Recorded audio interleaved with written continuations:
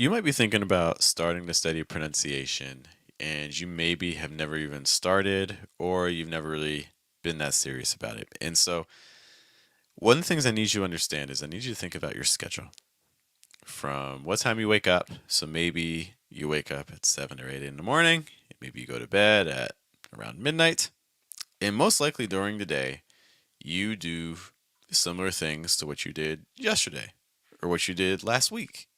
I think we're creatures of habit, so we tend to be a little bit repetitive with things. You probably have a schedule that you follow, and that schedule's probably pretty full. There's moments where you might be kind of just playing around on your phone or chatting with friends and things like that unexpectedly, but for the most part, your schedule is pretty solid.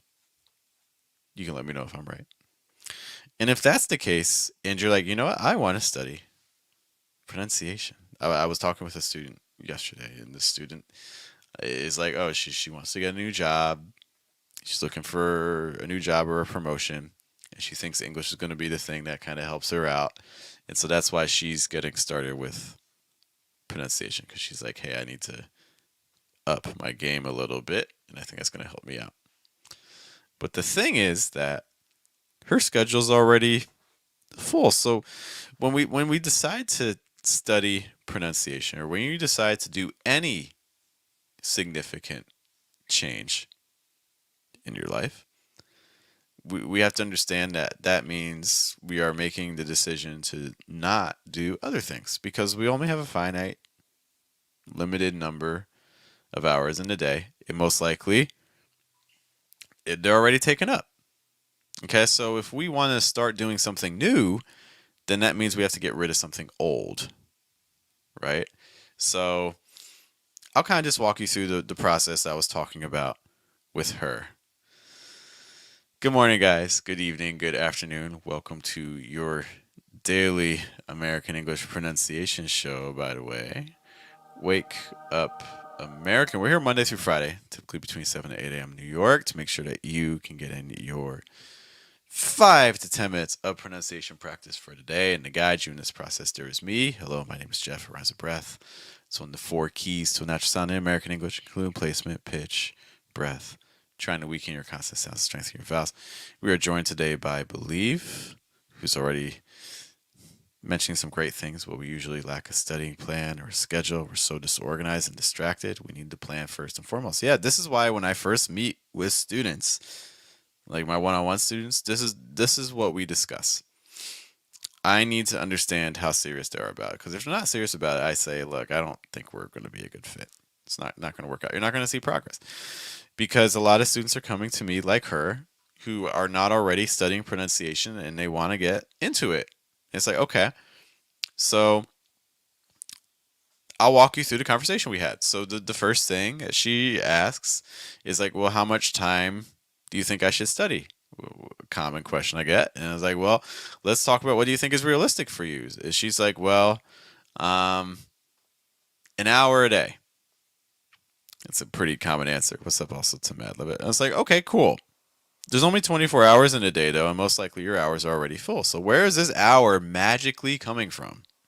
Where are we just magically adding time to suddenly have an hour for pronunciation? Because, like I mentioned earlier, if you're not doing one thing, if you're doing one thing, then you're not doing something else. Okay. And so what we then eventually arrived at is that, okay, maybe an hour a day isn't very realistic, but maybe we could do, she said 10 minutes, and well, no, 15. And I was like, okay, well, we need to understand that. Why did we change to 15? And she said, 15, well, I want to do 15 because 10 feels lazy to me. It's like, it's not really about what feels lazy or not, because I have some students who I've issued challenges to where it's like, hey, let's just do something for 1 minute a day. 1 minute a day. And it's hard to keep that going, you know, for weeks and months and longer. Because if we're doing pronunciation, we have to understand we're playing for the long game. We need something that we can do consistently, regularly, for a long period of time. Okay. And if an hour, you can do an hour for a week, but it starts getting hard, most likely you're going to drop it because it doesn't help us if you do an hour a day for a week, but then a month later you're not doing anything.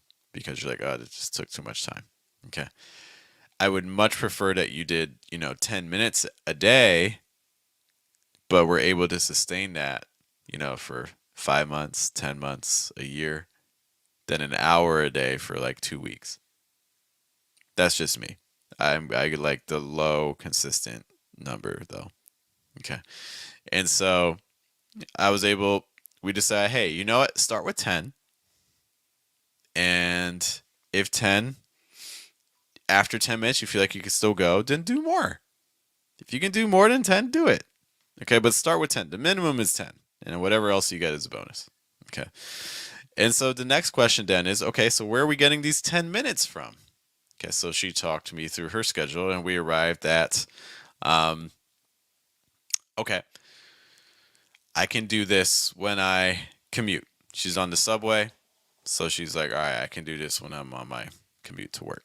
Okay, so in theory, today is day one for her, and she spent 10 minutes of her subway ride. She had a half-hour subway ride. So I actually like this part. So her whole subway ride is about 30 minutes. Okay.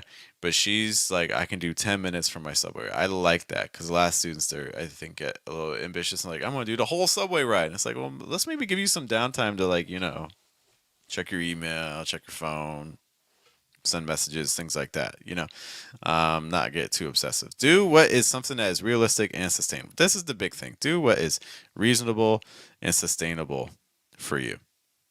Okay. Because what we see over and over again, what I see over and over again with students is that they're not doing that.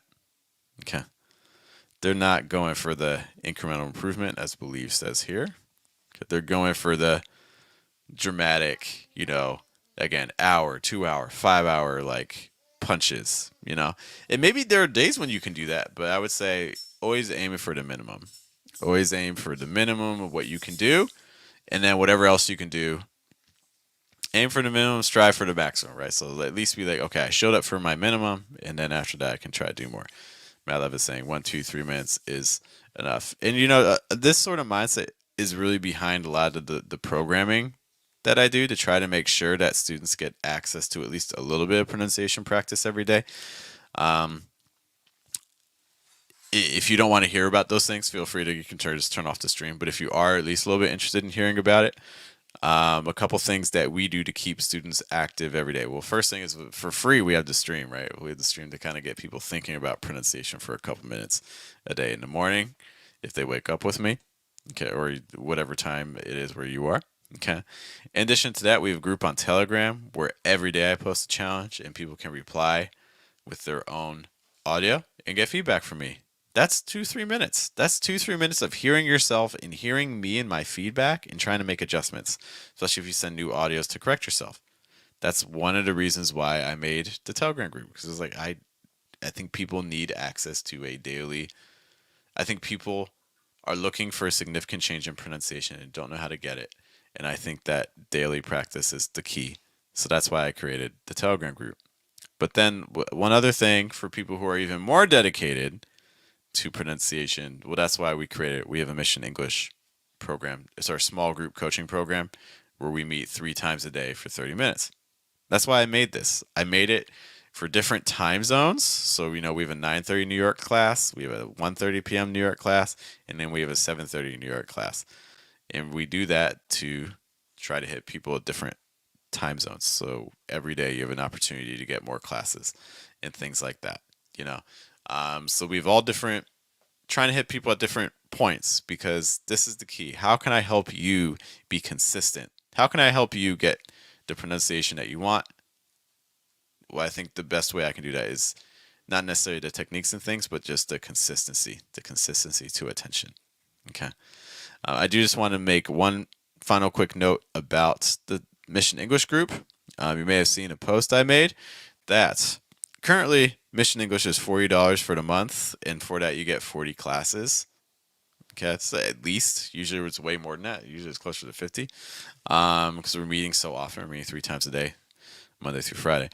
That price point, if you want to pay just $40 a month for as long as you're in the group, then you need to join by September 15th, because after September 15th, the price is going up to $60 a month. So if you want to save $240, this may be a good opportunity for you. We would love to have you. We can check out, if you check out our homepage, youtube.com/fluentamerican, you can see some example Mission English classes to get an idea of what they are like. Or you can go to fluentamerican.com/mission English, and there's some samples there as well. Regardless, though, whether you're in the classes, you're watching the stream, Emmanuel's on the thumbnail. That's true. And Lee mentioned nothing worthwhile happens overnight. Fact. Okay. Regardless of what you do, whether you're just watching the stream, whether you're practicing with us in Telegram, whether you're in our Mission English group, the thing is that I need you to focus on consistency, because the reality is that it's not about how old you are. You can make significant changes in your pronunciation regardless of age. I'm very positive about that. But the key is, do you actually have enough faith in yourself to make the change? And do you think, probably the big question is, do you think you're worth investing in enough to make the change? Because you're going to be putting in time. And time's really important. We don't get a lot of it. So if you feel like the answer to that question is yes, my pronunciation is worth it, I am worth, investing in myself to that degree, then hey, I think you can reach your pronunciation goal.